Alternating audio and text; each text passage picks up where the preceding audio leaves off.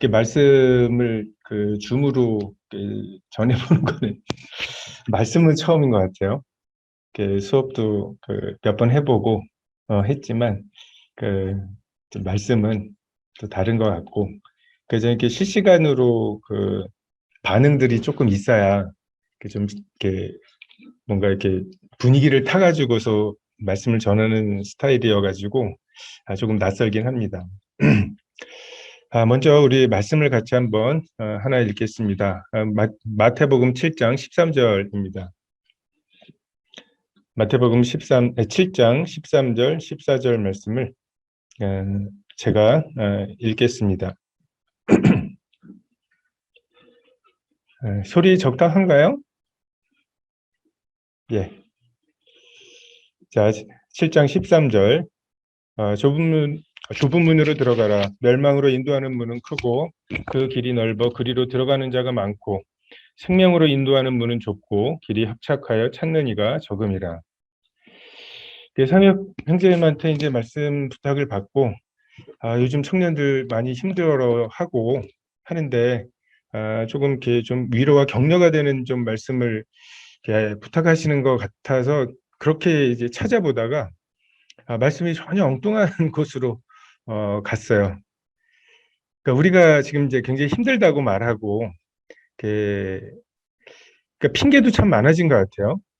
그냥 코로나 때문에 밥도 뭐 같이 못 먹고 만나서 이야기하기도 되게 껄끄러워지고, 근데 이게 어느덧 불편합니다가 이제는 그게 굉장히 이렇게 정당한 이제 핑계처럼 돼버리는 이러한 위험을 제 속에서도 발견하게 됩니다.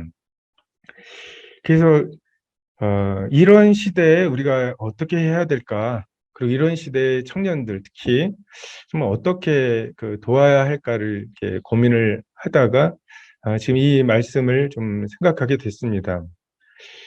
그러니까 예를 들어서 우리가 불만족하는 이유가 뭘까? 예를 들어서 정전이 돼가지고서 24층 아파트를 걸어 올라가야 되는 상황이 됐다면 이거 굉장히 힘들겠죠? 근데 만약에 전쟁이 나가지고 옆에 동 아파트는 박살이 났고 우리 아파트는 정전만 됐어요. 얼마나 감사하겠어요? 그러니까 전쟁이라는 상황에서 내가 예상할 수 있는 어떤 부분이 있는데 그거에 비해서 나는 참 감사하다라고 할 생각이 들기도 하고, 아니면 다른 동은 다 괜찮은데 우리 동만 엘리베이터가 안 돼가지고서 걸어 올라가게 되면 굉장히 불평스러운 일이기도 하죠. 우리가 지금 당하고 있는 여러 이제 환경과 상황들이 있을 때 정말 이것이, 그러니까 나의 정체성, 내가 누구고, 그러니까 내가 어떠한 경험들이 나에게 마땅한지 이런 것에 대한 어떤 정립이 없으면 그렇게 마냥 힘들어지는 것 같아요. 뭔가 피의식이랑 이런 것들이 생기기도 하고, 위에 있는 말씀처럼 예수님께서는 이 길이 쉽다고 하신 적이 전혀 없죠. 오히려 낙타가 바늘기로 들어가는 것 같이 힘들다고 말씀하시고 사람으로서는 할 수 없다고 말씀하셨죠. 이건 칭의의 구원뿐만 아니라 우리가 걸어가고 있는 이 성화의 구원의 과정도 마찬가지입니다. 지금 저는 이제 여러분에게 무슨 이렇게 순교에 대한 말씀을 드리는 게 아니에요. 그러니까 출근 전에 또는 등교하기 전에 성경을 읽고 등교하는 거, 그것을 위해서 지금 일어나는 시간보다 성경 읽을 시간, 기도하는 시간을 확보하기 위해서 조금 더 일찍 일어나는 거. 그다음에 예배 시간에 뭐 서대문도 그렇지만 북부교회도 규모가 좀 크기 때문에 내가 굳이 예배를 준비하고 가지 않아도 뭐 그렇게 티가 나지 않는 이런 상황 속에 내가 시간이 안 돼서 다른 분들이 풍성하게 참여를 해서 발표를 못한다 할지라도 내가 이번 주에 예배 드릴 것을 준비해서 내가 하나님께 가야겠다. 저는 이런 작은 것들을 준비하기 위해서 좁은 문으로 들어가고 좁은 길을 가야 한다고 말씀을 드립니다. 우리가 죄를 짓기 위해서는 특별히 애를 쓸 게 없죠. 2박 3일, 한 3일 정도만 연휴가 이어지면 그 다음에 이 3일만 늦잠을 자면 쉽게 늦잠 자는 버릇은 듭니다.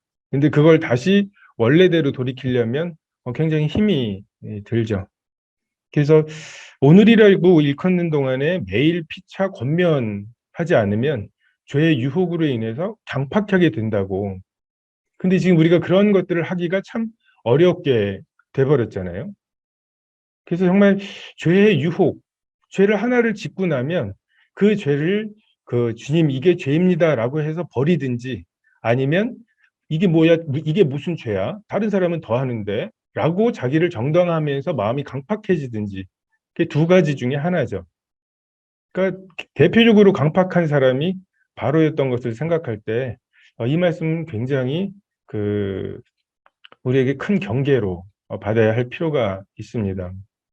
그러니까 우리가 힘들다는 말을 저도 그렇고 많이 입에 달고 사는데 그 성경은 조금 아까 읽은 말씀뿐만 아니라 그 누가복음에도 보면 인자가 많은 고난을 받고 장로들과 대제사장들과 서기관들에게 버림을 받아야 된다고 말씀하시죠. 그러시면서 나를 따라오려거든 자기를 부인하고 자기 십자가를 지라고 말씀하시죠. 우리 부모 아버지를 장사하고 가야겠습니다라고 할 때 죽은 자들에게 장사하게 하고 넌 나를 따르라고 하시는 것이 하나님의 그 이 따름에 대한 명령이고 우리가 그것에 응답한 사람들이라면 우리는 마땅히 이 정도의 어려움을 예상해야 되는 거죠. 그 마치 이상한 일을 당하는 것처럼 불시험이 올 때 그것을 이상한 일 당하는 것처럼 하면서 굉장히 자기를 애처롭게 생각하고 자기를 그 불쌍히 여기는 이러한 것들이 아, 우리의 어떤 하나님의 부르심과 굉장히 위배되는 것입니다. 엘리야와 모세가 변화산상에서 예수 그리스도를 만난 후에 거기에서 나누었던 것도 예루살렘에 가서 별세하실 것을 나누었죠. 그것이 그들의 주제였습니다. 그리고 이것이 여전히 오늘날 우리가 예수 그리스도에 대해서 그분을 따른다고 하는 사람들의 주제이어야 하죠. 사도행전에서도 제자들의 마음을 굳게 하여 이 믿음에 머물러 있으라 권하고 또 우리가 하나님의 나라에 들어가려면 많은 환난을 겪어야 할 것이라 하고 이게 제자들이 그 사도 바울이 제자들을 도우면서 했던 말이에요. 마음을 굳게 하라. 믿음에 머물러 있으라. 그리고 하나님의 나라에 들어가려면 많은 환난을 겪어야 한다. 그럼 이 말씀을 믿으세요. 우리는 많은 환난을 겪어야 합니다. 많은 고난을 받아야 해요. 불태워지는 것보단 낫잖아요. 그 우리가 자꾸만 이제 GNP가 3만 불인 나라에서 GNP가 3만 불인 사람들과 자꾸 비교를 해요. 뭔가 인스타그램이나 뭐 이런 데에서 정말 자기 자랑, 정말 사랑은 자랑하지 않는다고 말씀하시고 로마서 1장에 자랑하는 것을 사형에 해당하는 죄라고 말씀하시는 이 하나님의 말씀을 따라가는 사람들이 그렇게 자랑을 업으로 하는 그런 사이트에 가서 그런 것들을 수집하고 그런 것들을 보면서 그것과 비교해서 내 인생은 왜 이러냐고 말하는 것은 전혀 우리랑 어울리지 않아요. 마치 전쟁터에 나가서 뭐 이렇게 낮은 포복을 지휘관이 요구하는데 그러면 옷에 먼지가 묻어요. 이건 군인이 아니죠. 군인은 원래 먼지가 묻는 거예요. 먼지가 묻는 것은 군인이 당하는 것 중에 가장 작은 거예요. 기다가 피도 날 거고 땀도 날 거고 눈물도 날 거고 무서워 죽겠는데 뛰어 나가기도 해야 되고 이게 군인이죠. 이게 우리의 정체성으로 확립이 되면 먼지 묻은 것에 대해서 아무도 불평하지 않을 거예요. 전투가 다 끝났는데 나는 먼지만 묻었어요. 어떤 사람은 실려가고 있는데. 저는 우리에게 있는 어려움들, 굉장히 심리적인 것들이 많을 것 같아요. 나는 굉장히 어렵다고 하는. 근데 그런 것에 있어서 이 주님의 말씀, 많은 고난을 받아야 한다. 많은 고난을 받고 버림을 받고 죽음을 당해야 한다. 이것을 좀 믿으시기를 바랍니다. 그리고 이 고난이라고 하는 거는 금욕주의와는 달라요. 금욕주의는 그 욕구를 하지 않은 보상으로 다시 그걸 주는 거예요. 마치 이슬람의 천국은 자, 살아있는 동안에 술을 전혀 마시지 않으면 알라가 그 알코올의 강이 흐르는 집을 준다는 거. 다시 말해서 기껏 살아생전에 술을 안 먹고 잘 버틴 사람은 마음껏 술을 먹게 해주는, 이런 말도 안 되는, 이건 금욕주의죠. 근데 하나님께서 우리에게 요구하시는 것은 고난을 통하여 순종함을 배워서 온전케 되는 것. 다시 말해서 고난은 그냥 그저 참는 것이 아니라 우리 속에 하나님이 다루셔야 할 것들을 다루시는 도구로서 필수적인 것입니다. 근데 우리를 만드신 하나님이 우리를 다루시는데 고난이 필수적이라고 생각하실 뿐만 아니라 많은 고난과 많은 환난이 필요하다고 말씀하시면 많은 고난과 많은 환난이 필요한 거예요. 우리 속의 죄성이나 하나님께서 우리 속에 다루셔야 할 것들이 굉장히 많은 고난과 많은 환난을 필요로 한다는 말입니다. 아들도 예외가 없이 고난을 통하여 순종함을 배워서 온전하게 되는 것, 십자가의 길, 자기 부인의 길이, 그리고 죽음의 길이 예외 없이 온전케 되는 길이라면, 아니 당연히, 아니 우리가 우리 자신 속에 있는 다루어져야 될 죄의 문제 너무나 분명히 있잖아요. 근데 그 죄가 고난 없이는 다루어지지 않는다는 말씀입니다. 이스라엘 백성들의 광야와 가나안의 삶, 그리고 애굽에서의 삶을 볼 때 바로의 핍박이 없었다면 그들은 출애굽하지 않았을 것 같아요. 그리고 하려고 하지도 않았을 것 같아요. 기껏 출애굽을 해가지고 광야에서 그렇게 하나님의 기적을 보고 만나를 먹으면서도 그냥 호시탐탐 돌아갈 길을 찾는 홍해가 아니었다면 돌아갔을 거예요. 그러한 사람들에게 정말 그 가마솥 곁에서 먹었던 이런 것들을 그리워하는 사람들에게 그 고난이 없었다면, 탕자가 돼지가 먹는 쥐염 열매가 풍성했다면 아버지 집으로 돌아가지 않았을 겁니다. 그러니까 하나님께서 내버려 두지 않으시는 은혜, 상실한 마음대로 부끄러운 욕심대로 내버려 두지 않으시는 은혜가 우리 삶에 일어나는, 이게 왜 내 마음대로 안 되지? 이건 어떻게 해야 되지? 난감하네. 가난한 마음, 이런 마음들이죠. 욥은 그 고난이 없었어도 경건하게 살았겠죠. 하지만 욥이 만약에 그 고난이 없었다면 그냥 하나님에 대해서 귀로 듣는 그런 사람이었을 거예요. 근데 그 고난을 통해서 내가 눈으로 뵙는다고 이야기하죠. 다윗은 괜히 머리에 기름 부어가지고 그때부터 시작된 핍박, 하나님 책임이죠. 그 고난을 뭘로 설명을 하겠습니까? 근데 정말 다윗이 경험했던 그 사울의 핍박과 그때 이스라엘의 그 낮은 사람들이 다윗 곁에 머물고 그가 백성들의 삶을 보았다는 것, 이게 사울과 솔로몬과 다른 다윗의 삶을 다루시는, 그렇게 해서 하나님이 만들어 가시는 방법입니다. 예수님께서도 시험을 받아 고난을 받으셨기 때문에 시험 받는 자들을 도우실 수 있죠. 그냥 공부를 너무 잘하는 사람들은 공부에 대해서 조언하면은 쉽게 상처받아요, 사람들이. 그냥 이거 안 외워져 이게? 막 하면서 말 한마디에 이렇게 상처받고. 근데 이제 뭐 재수해 본 사람들은 재수를 하려고 하는 사람한테 재수까지는 할 만해라고 쉽게 말할 수 있어요. 약한 데서 강함 주시기 때문에 하나님께서 우리가 어떤 부분에서 약했다가 그것을 극복해 봐야 그런 경우에 있는 사람들을 돕게 하시죠. 그리고 이 고난을 통해서 이 창조주와 피조물의 원래 자리를 알게 하십니다. 많은 고난과 환난을 통해서 친히 생명과 호흡과 만물을 주시는 하나님과 생명과 호흡과 만물을 받아야 누리는 피조물, 이 차이를 알게 돼요. 호의가 계속되니까 권리인 줄 알고 있던 많은 것들이 이게 은혜였구나, 하나님의 호의였구나, 내가 오늘 MT 끝나고 내일 다시 만날 때까지의 호흡도 하나님이 주셔야 호흡이 있는 거구나, 이것이 고난을 통해서 우리에게 깨닫게 됩니다. 어떤 사람들은 저는 하나님의 관계는 괜찮아요. 그냥 먹고 사는 게 좀 힘들 뿐이고 그게 지금 현재 문제예요. 지금 내 월급 가지고 모아가지고선 아파트 못 사고 노원구가 요번에 뭐 아파트 값이 제일 많이 올랐다고 하더라고요. 이제 그런 걸 주변에서 보고 지금 교회에서는 이렇게 이야기를 나누지만 진짜 교회 밖으로 한 걸음만 나가면 내내 그 얘기고 그 이야기들의 결국은 너 죽는다는 거예요. 너 그렇게 살면 죽는다는 거예요. 이 죽기를 두려움으로 일생에 매여 종노릇하지 않으면 넌 죽는다는 거죠.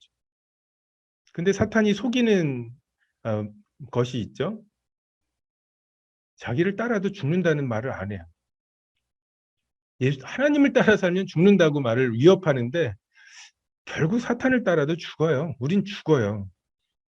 그 죽는 것에 대해서 우리가 두려워할 것이 아니라 정말 영생이 있는가? 내가 하나님과의 관계가 괜찮다고 하는데 영생이 있는가? 영생은 유일하신 참 하나님과 그가 보내신 자 예수 그리스도를 아는 것이잖아요. 근데 이 아는 것이 경험해서 아는 거잖아요. 정말 우리가 힘들다 하는데 정말 뭐 때문에 힘든가? 정말 이 영생을 위해서 힘든가? 이걸 살펴볼 필요가 있습니다.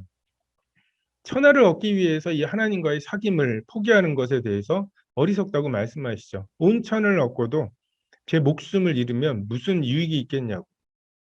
성경에서 말씀하시는 생명은 이 하나님과의 그 사귐. 내가 하나님을 알겠다. 하나님 이런 분이시지.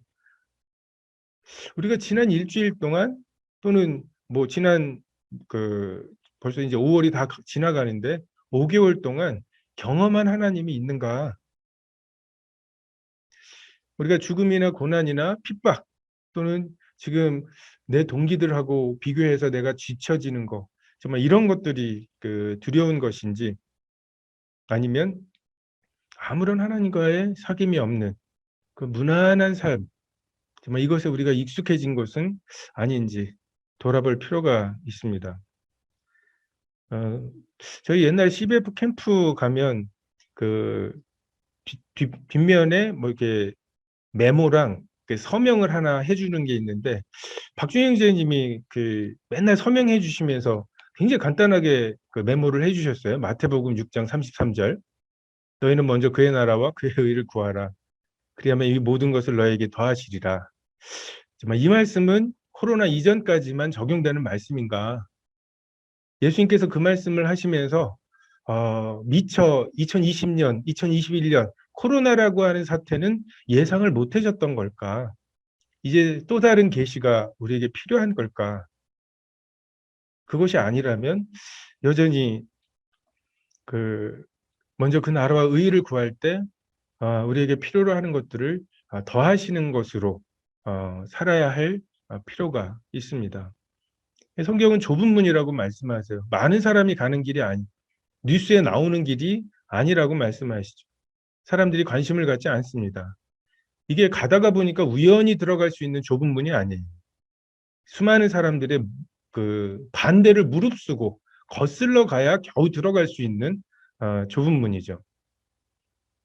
저는 저희 학교 선생님들한테 그 복음을 전하고 뭐 죽으면 끝일 것 같아요. 도전을 하고 하면서 그러면서도 이 사람들이 구원받아 변화돼서 주일 아침에 예배 시간에 참석할 거라는 그림이 안 그려져요. 제가 주일날 그렇게 하고 앉아있는 것을 이 사람들이 보면 나를 뭐라고 말할지에 대해서 왜 그 좋은 시간에 거기 가서 그 청승을 떨고 있냐고 할 것 같아요. 학생들에게도 복음을 이렇게 전하고 하다 보면은 돈 얘기를 해요. 11조 얘기를. 목사님한테 드려야 되는 돈이 진짜 많다고. 근데 굉장히 아까운 거죠, 걔네들은. 근데 제가 그 심정을 알아요.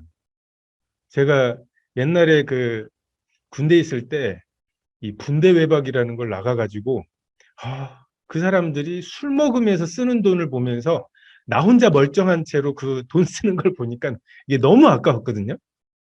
가치관이죠. 그 사람들에게는 11조가 아깝다고 하지만 술 먹는데 11조 이상을 쓸 거란 말이죠. 정말 금요일 날그 야간 자율학습 감독을 하고 나서 10시에 홍대로 가요. 금요일은 불금은 10시부터래. 그러면서 철야기도 한다고 하면은 미쳤다고 하겠죠. 그러니까 무엇이 우리의 가치관이냐가 결정을 하는 거지. 그래서 정말 이 가치관 이것에 있어서 우리는 굉장히 좁은 문을 통과한 사람들이죠. 근데 문만 좁은 게 아니라 길도 굉장히 좁다고 말씀하세요. 좁은 길, 협착한 길. 영어로 difficult예요. 어려워요. 이 길은.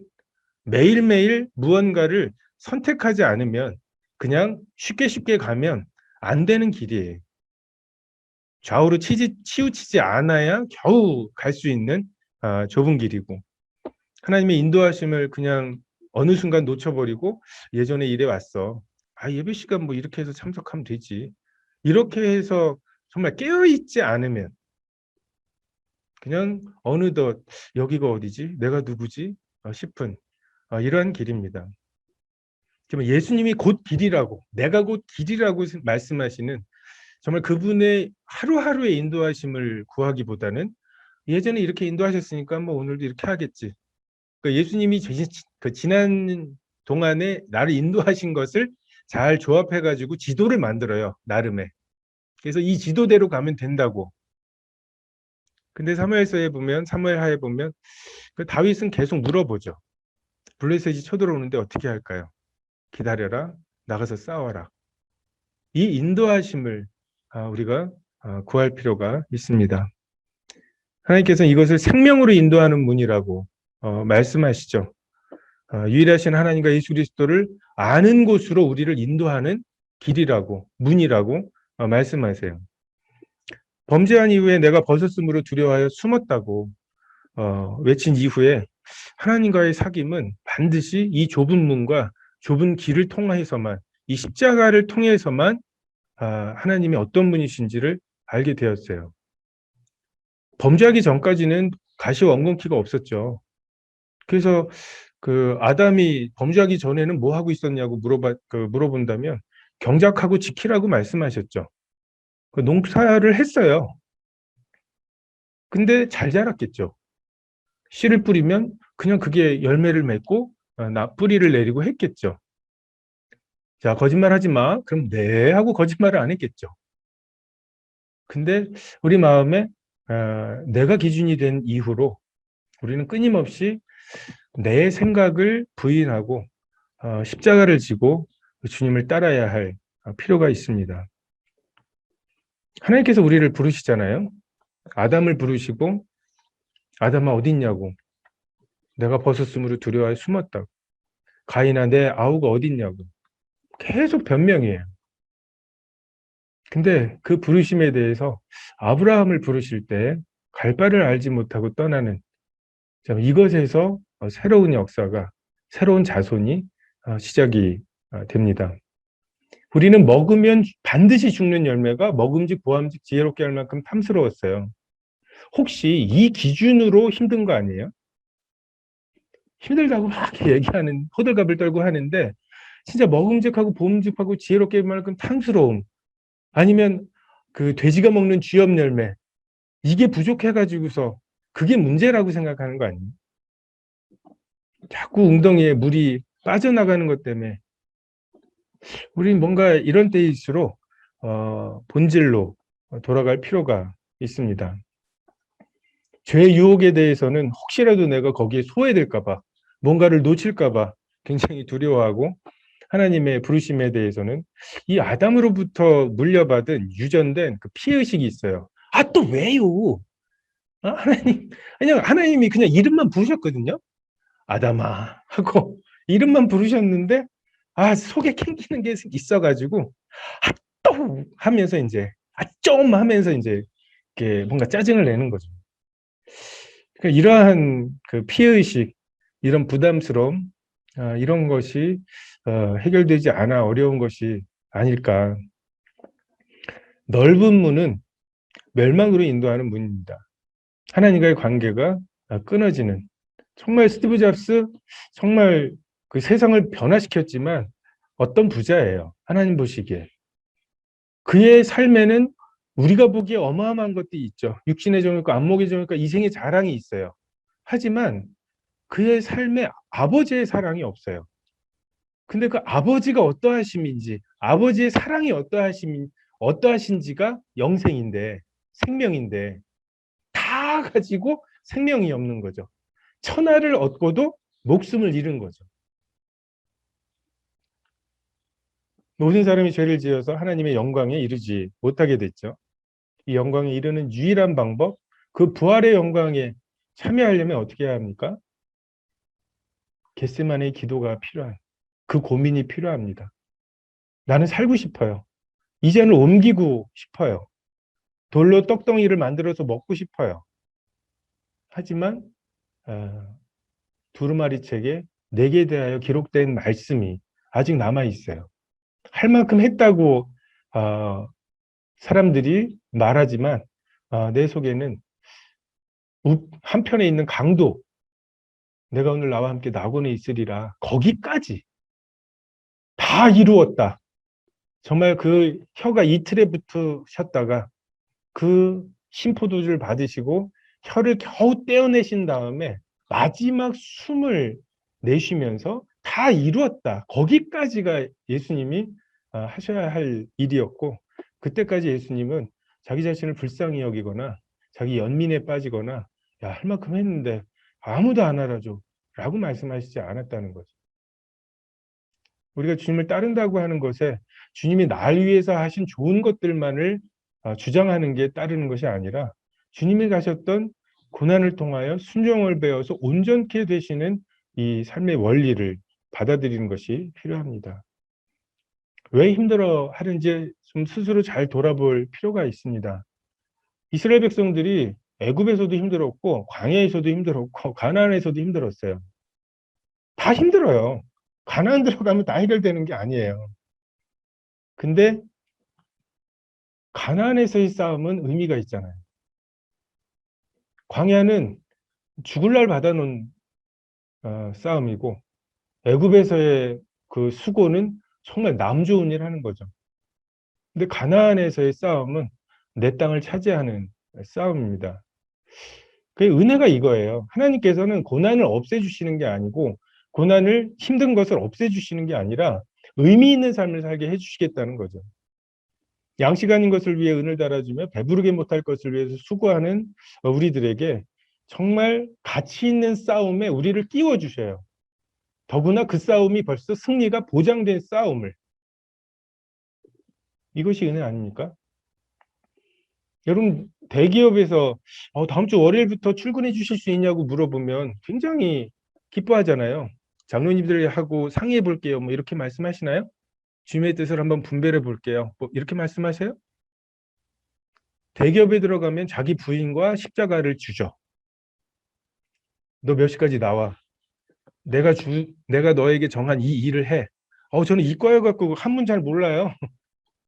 그래? 그럼 나가든지. 아니죠. 제가 새벽에 학원을 다녀서라도 왜 그렇게 그 헌신을 하나요? 왜 이렇게 자기 부인을 하죠? 내가 헌신하면 내가 헌신한 것보다 더 큰 것을 줄 거라는 어, 믿음이 있어서 그래요. 믿음이 있으면 이 좋은 대학 서울대 들어가면은 자 여기 들어오는데 힘들었으니까 게임하세요라고 하겠냐고. 얼마나 어려운 것들을 가르쳐요. 얼마나 어려운 숙제들을 해내야 되고. 근데 내가 그 대학에서 그렇게 헌신하고 나면 그 대학 졸업장이라고 하는 내가 헌신한 것보다 더 큰 보상이 있을 거라고 믿어지면 굉장히 적극적으로 자발적으로 애를 써서 안 외워지는 영어 단어를 외우고 어쨌든 이 수학 문제를 못 푸는데 너무 어려워서 못 풀어요. 왜 이런 걸 나한테 시켜요라고 말하지 않고 어떻게 해서든지 해결하려고 애를 쓰는 그 동기가 있잖아요. 그게 힘드냐 안 힘드냐의 차이가 아니라 믿음의 차이라는 거죠. 믿어지면 밤을 새서라도 그걸 하려고 할 거예요. 연봉 500만 높아진다고 해도 어? 영어 학원에 등록해서 다닐 거고 잠을 줄일 거고 근데 큐티하기 위해서 그게 안 된다는 거죠. 이게 우리의 현재 레알이죠, 레알. 본 모습이죠. 우리가 이 고민을 하고 여러분이 힘들더라도 이런 것으로 고민이 되고 이것 때문에 좌절하고 주님께 죄송하고 힘들었으면 하는 마음이 있습니다. 하나님께서는 우리에게 모든 걸 다 알려주시지 않아요. 지금은 그 희미하게 보이는 때예요. 욥이 왜 그런 고난을 당했는지 결국 모르고 죽었어요. 아벨의 제사와 그의 허무한 죽음. 그게 성경이 기록됐으니까 우리가 그 이름을 알지. 자기 자식도 남기지 못하고 죽은 아벨을 누가 기억하겠어요? 우리가 그것을 그냥 우리를 부르신 분에 대한 소망, 정말 구름을 타고 오실. 지금 이 세상은 왕에 대한 희망을 버린 세상이잖아요. 그죠? 프랑스 혁명 이후로 그 왕이 다스리는 그 세상은 완전히 그 미개한 세상 취급을 하는 때예요. 근데 우리는 지금 예수 그리스도라고 하는 이 절대 반지를 끼기에 유일하게 합당하신 분. 이 절대 반지 그 반지의 제왕이 원래 원본에는 그 절대 반지를 합당한 왕에게 주는 것으로 끝난대요. 왜냐하면 그 신화가 만들어질 때만 해도 아직 왕이 없었거든요. 왕에 대한 로망이 있었거든요. 근데 지금 그런 영화를 만들면 아무도 안 볼 테니까 이제 반지를 쪼개는 거죠. 지금 우리나라만 해도 5천만 등분의 하나로 쪼개고 그거를 5년마다 한 번씩 모아서 대통령을 삼는 거잖아요. 근데 이런 시대에 우리가 왕을 기다리고 있다고. 예수 그리스도가 다스리시는 것을 기다리고 있는 사람들이라는 거죠. 이게 우리들의 정체성이고, 그래서 하늘의 별, 바다의 모래와 같은 자손을 약속하셨어요. 근데 결혼도 늦게 했는데 그 애도 안 나와. 그거 하갈을 통해서 이스마엘을 낳았는데 걔는 아니래. 그럼 빨리 주시든지. 13년을 꼬박 기다려가지고 100세에 겨우 아들을 주시는 아브라함이 이것을 어떻게 이해할까요? 이삭이 또 결혼을 해가지고서 결혼도 40에 했는데 20년이 애가 없어요. 이놈의 약속의 자손은 아브라함이 바다의 하늘의 별과 바다의 모래 같은 자손에 대한 약속을 받았을 때, 내가 죽을 때쯤 해가지고서 사진 찍으면은 뭐 결혼식장에서 막 그 친척들 다 나오셔야 해갖고 찍는 만큼 나오지 않을까 기대를 했을 텐데, 기껏 아브라함과 사라와 그 이삭, 그리고 이삭이 쌍둥이 낳는 것은 사라는 보지도 못했어요. 이것이 그 남은 하늘의 별과 바다의 모래는 어디에 있는 건가요? 우리의 믿음과 소망으로 채워야 할 여백이죠.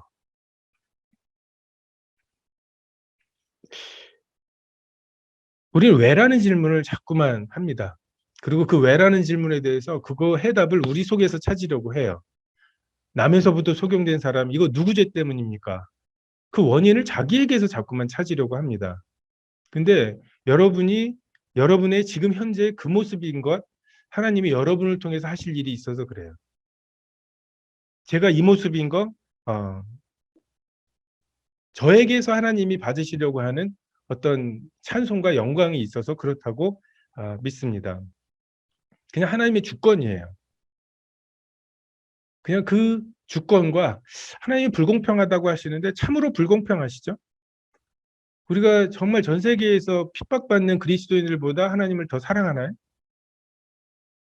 우리가 뭔가 이렇게 안락한 곳에서 그 모이고 뭐 여름엔 에어컨, 겨울에는 그 난방이 잘 돼 있는 곳에서 이렇게 모이고 지금 뭐 코로나 때문에 교회가 좀 욕을 먹긴 하지만 찬송한다고 누가 폭도가 들어와 가지고 사람을 죽이거나 하지는 않는 이런 상황에서 주님을 섬길 수 있는 게 정말 핍박받는 사람들보다 우리가 더 의롭거나 선하기 때문이냐는 거죠. 굉장히 불공평한 거예요. 불공정한 것입니다. 그러니까 하나님이 불공평하시다는 거는 맞는 말이에요. 근데 그걸로 우리가 불평할 일이냐는 거예요. 적어도 우리는 아니에요. 최소한 다른 그 핍박받는 곳에 있는 정말 부모가 무슬림에게 죽임을 당하고 근데 그 원수를 사랑하라는 메시지를 들으면서 속에서 진짜 무언가가 올라오는 사람들 그러면서 꺽꺽거리면서 울면서 그 메시지를 들어야 되는 사람들이 하나님은 불공평하다고 불평하는 것은 우리가 이해할 수 있지만 우리가 그 불평을 할 만한 사람들은 아니에요. 우리에게 이렇게 불공평하게 대하시는 것에 대해서 정말 그렇게 못 누리는 사람들에 대한 우리의 의무를 해야 될 일이죠. 언제가 쉬웠을 거라고 생각하세요? 지금이 굉장히 힘들다고 말하잖아요. 언제가 쉬웠을 것 같아요? 언제로 돌아가면 좋을 것 같아요? 뭐 우리 박준영 선생님 뭐 그때는 쉬웠을 것 같아요?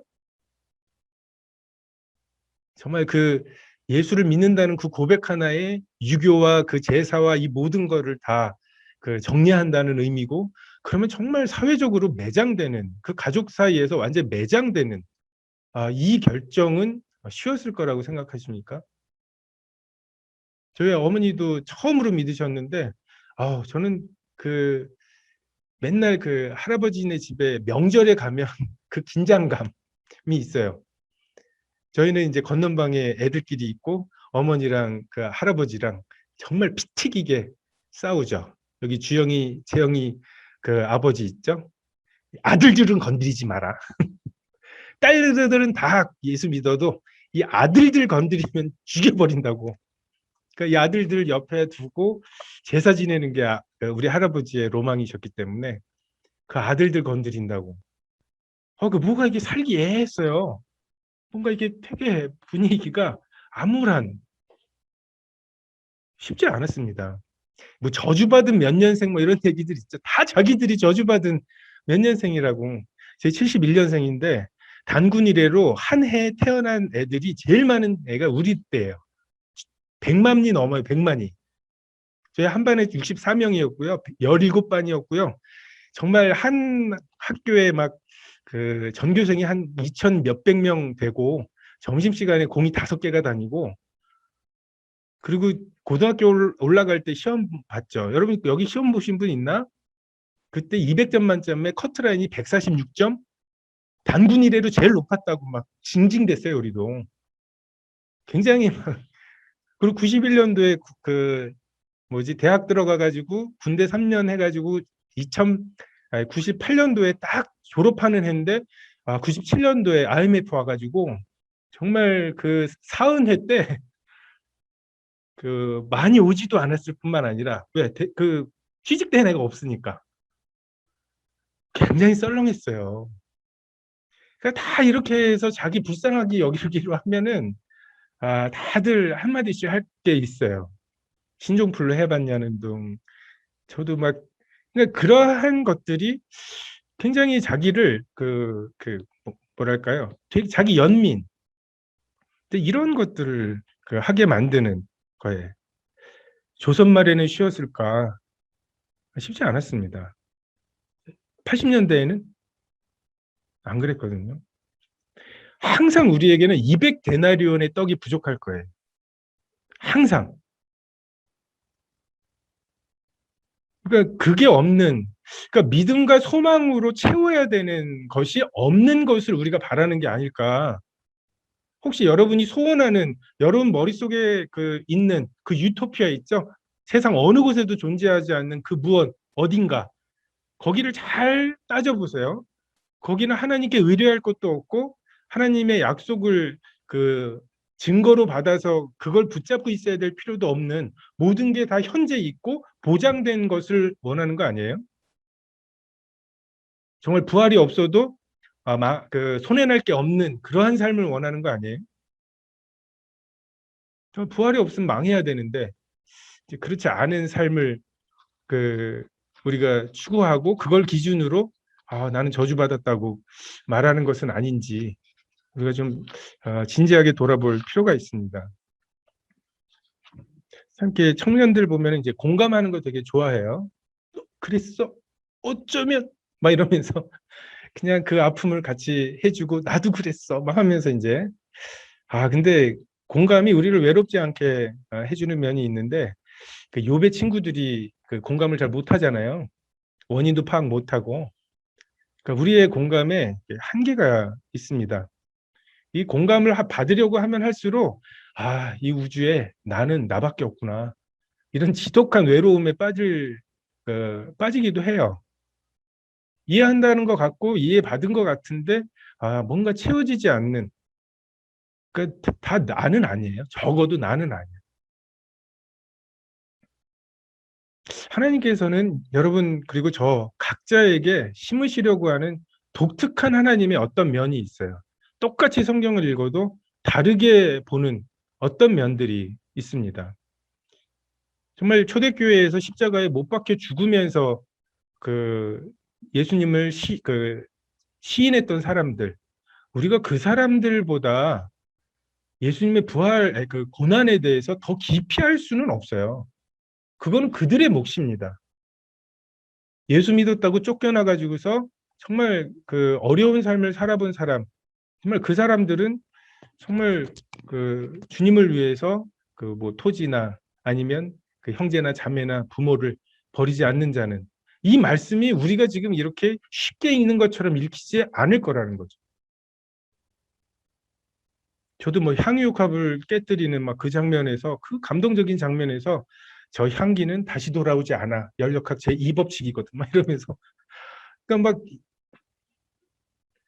되게 그게 건조한 거죠. 메마른 거죠. 근데 그러한 그 사람만이 볼 수 있는 또 하나님의 모습이 있는 거죠.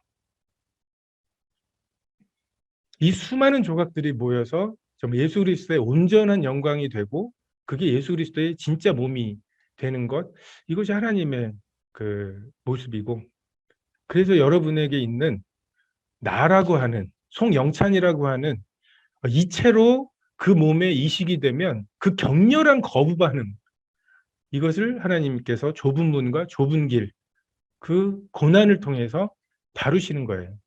이 면역 반응이에요.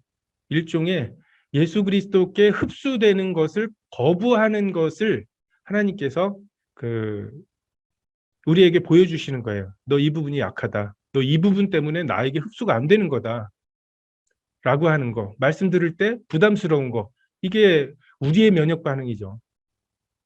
그것에 대해서 여러분이 처리를 하셔야 합니다.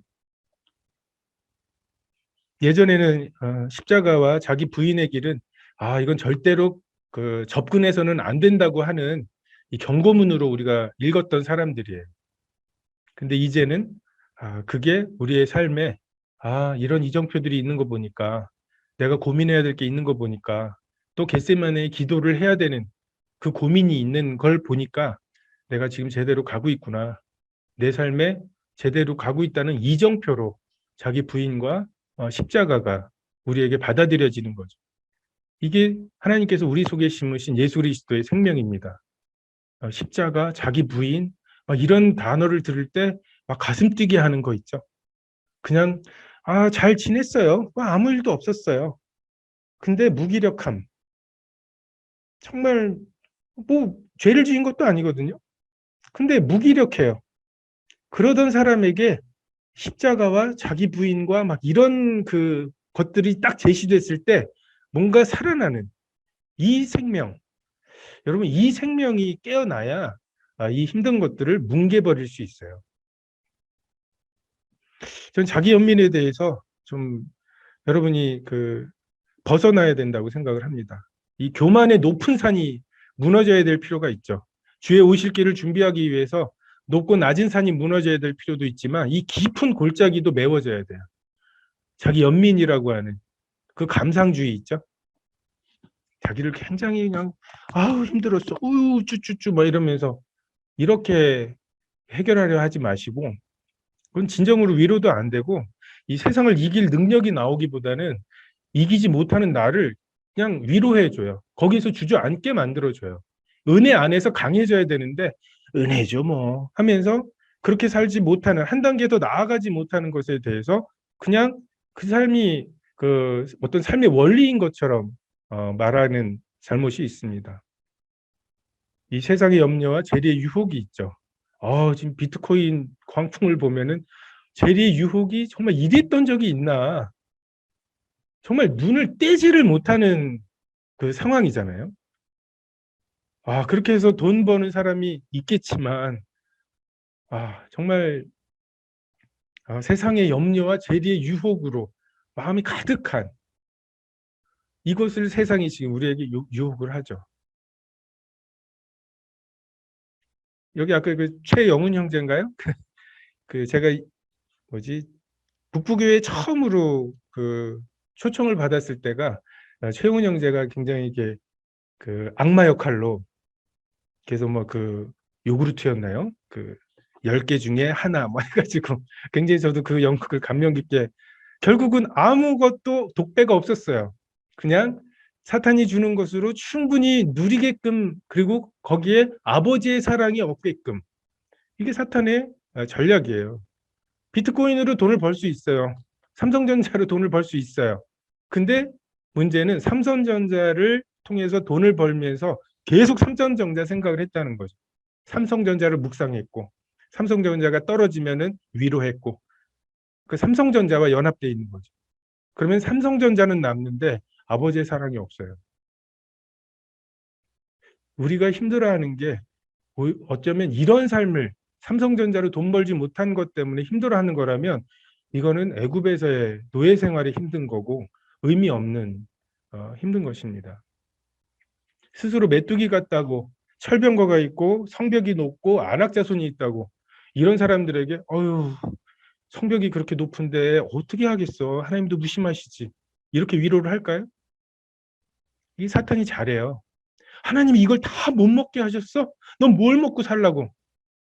이런 식으로 우리 친구인 것처럼 오는 40일을 굶은 사람한테 하나님이 이 돌 하나를 떡덩이로 만들어 먹는 걸 뭐라고 하시겠어? 그건 하나님도 아니야. 뭐 이러면서 지 친구인 것처럼 와요. 이 자기 연민, 힐링, 저 이 흐름에 대해서 아니라고 생각합니다. 모든 위로의 하나님이 이 고난 가운데에서 그 우리를 위로하신 그 하나님이 여러분을 위로하셔야 위로가 되는 거지. 그 알량한 아니 그렇게 해서 공감해 주는 것으로 위로가 된다면 그냥 상담하는 사람들한테 가서 사정 얘기하고 공감받으면 되죠. 힐링 캠프 보면 되죠. 여러분 그렇게 하지 마세요. 그게 방법이었다면 예수님께서 할만하시거든 이 잔을 옮겨달라고 하셨잖아요. 그걸로 힐링이 되는 거라면 예수님 십자가에 못 박히지 않으시고 2000년 전에 케이블 TV를 만드셔가지고서 그걸로 힐링을 하셨을 거예요. 그렇게 안 될 것입니다. 예수님께서 우리 옛사람을 십자가에 못 박으셨고 우리 옛사람이 가망 없음을 발견하게 하시는 거죠. 그러면 그냥 좌절하세요. 여러분 속에 있는 죄를 발견하고 정말 도저히 하나님의 영광에 스스로 도달할 수 없는 그런 것들 그냥 견디시고 겪으시고 하나님의 은혜로 채우시고 믿음으로 소망으로 정말 아무 죄가 없으신 죄를 알지도 못하신 분의 의로움을 지금 우리가 덧입고 있잖아요. 근데 장차 죄를 알지도 못하시는 분의 의로움으로 우리가 실제화 될 거 아니에요. 지금 이 모양 이 꼴로 살지만 그 가난해지는 마음, 의에 줄이고 목마른 마음 이게 복이라니까요. 근데 그 복을 엉뚱한 것으로 위로해가지고 가난한 마음을 부요하게 만들려고 애쓰지 마시고 의에 줄이고 목마름 정말 그 허기진 것을 그냥 지니시라는 거죠. 그냥 아버지가 달려나와 안아주실 때까지 우리는 그냥 배고픈 돼지 냄새에 쩔어 있는 그냥 탕자의 모습으로 아버지께 한 걸음 한 걸음 돌아가는 이게 우리들의 모습이고 그래서 정말 지금은 희미하지만 장차 예수님을 얼굴과 얼굴을 대면하여 볼 그때 정말 옛날에는 말구유에 오셨지만 이제는 구름을 타고 오실 백마를 타고 오실 왕으로 오실 정말 그분을 계신 그대로 보게 될 때 비로소 우리의 삶이 의미가 있게 될 거예요. 그래서 진짜 이게 이렇게 말씀을 준비하면서 이게 이런 말씀을 원했던 건 아닐 것 같은데 좀 위로도 해주고 근데 이게 말씀이 잘 그렇게 안 되더라고요. 이 말씀이 생각이 나고 여러분 지금 이제 뭐 이후로 또 그 MT 그 진행하실 때 지금 이 말씀 때문에 좀 꼬일 수도 있을 것 같아요. 프로그램들이 어떤 프로그램인지 막 공감하고 막 이런 프로그램인데 좀 제가 초를 친 건지도 모르겠다는 생각도 들고 하지만 우리가 좀 이렇게 기본으로 돌아가서 정말 주님 앞에 나가서 그 우리가 막 그 초대교회부터 지금까지 성도들이 다 모일 거 아니에요. 근데 우리가 거기다 대고 막 거기서 불타 죽었던 사람, 막 그냥 사자밥이 됐던 사람, 막 이런 사람들 막 해서 자기 얘기들 하고 있는데 거기서 코로나 겪어봤어, 뭐 이렇게 이거는 좀 아닌 것 같아요. 우리가 너무 힘들었다고 말할 건 아닌 것 같아요. 제 생각입니다. 정말 그들을 앞에서 좀 우리가 부끄럽지 않으려면 좀 더 많은 고난과 많은 환난을 겪어야 돼요. 우리가 어디 우리 딴 곳에 가서 그냥 우리끼리 할 것 같아요. 그러니까 조금 좀 생각을 좀 내가 누군가 먼지 묻은 것은 우리에게 은혜다. 지금 피 묻어야 될 사람들이다. 이것을 좀 마음에 가지시고 다시 한번 좀 삶을 정돈하시면 좋겠습니다. 기도하시겠습니다. 하나님께서 참 예수 그리스도를 십자가에 못 박은 세상 가운데 저희를 두시고 저희로 참 이 예수를 하나님께서 주와 그리스도로 삼으셨다고 좀 고백하며 선포하게 하셨습니다.